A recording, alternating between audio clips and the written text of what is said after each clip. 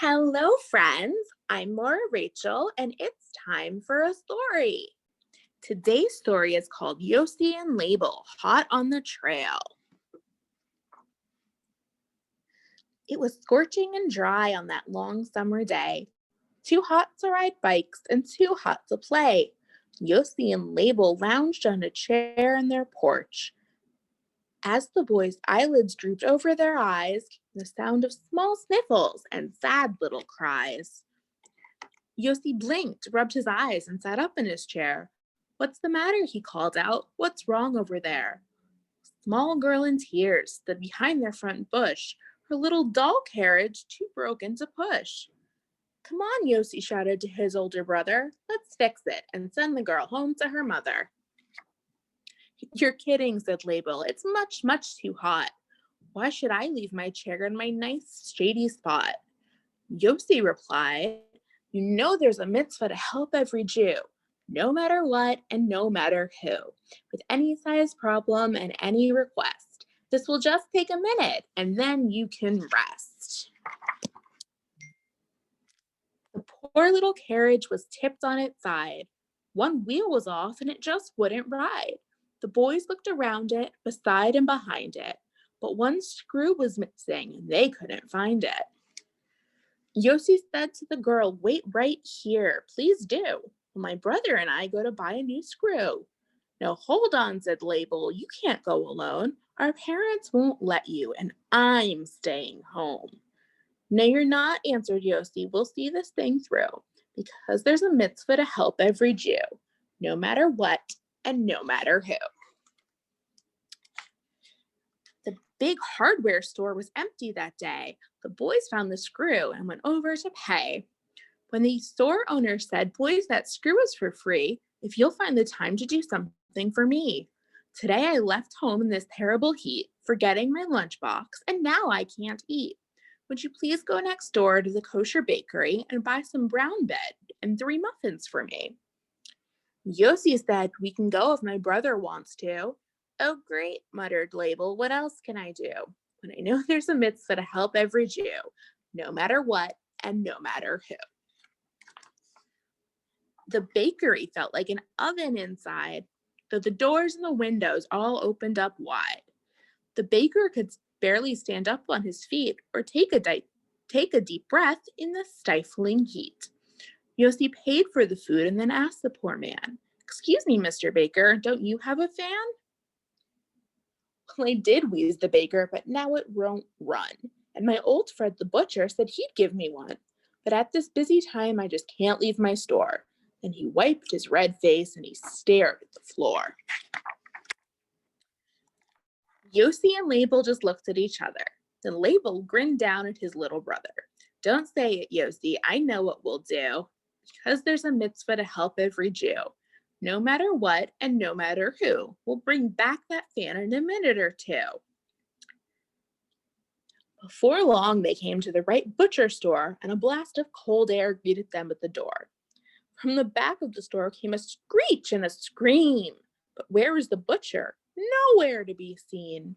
Two children stood covered from faces to feet, with splatters of goo and chunks of red meat. "Sorry, boys," said the butcher, "but my wife's away.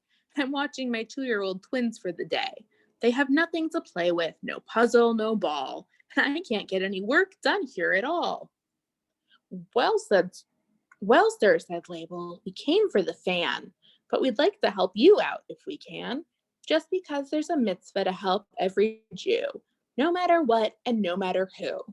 So we'll go to the toy store and look for the toys, something that's fun for your little twin boys."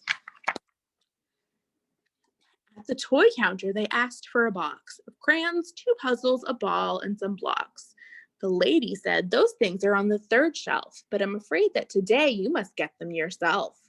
My shoelaces tore and I've nothing to use in place of the laces to tie up my shoes."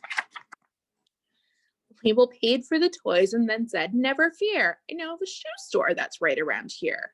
We'll run there and get you a pair of new laces." The lady smiled down at their hot, tired faces. "Don't you boys have anything else you must do?"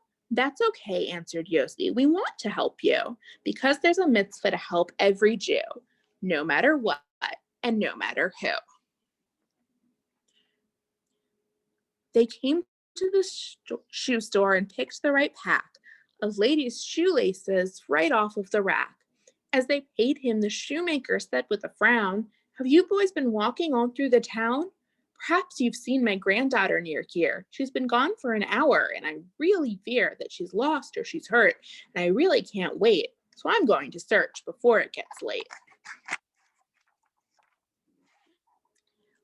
Laibel was worried, and Yossi was too. "What does she look like? We'll find her for you. Because there's a mitzvah to help every Jew, no matter what and no matter who." "Well," said the shoemaker, "she's really quite small, and she's pushing a toy carriage with her best doll." The boys began laughing till tears filled their eyes. Surprise. Laibel said, "Mr. Shoemaker, please do not worry. We'll bring your granddaughter back here in a hurry. Where she is late. I'm afraid it's our fault for making her wait." So Yossi and Laibel started to run, up again, back again in the hot sun, in again, out again, right through each door, dashing about into each store. Shoelaces for the one selling the toys, toys for the butcher's two little boys, fan for the baker to cool off in the heat, bread for the hardware store owner to eat.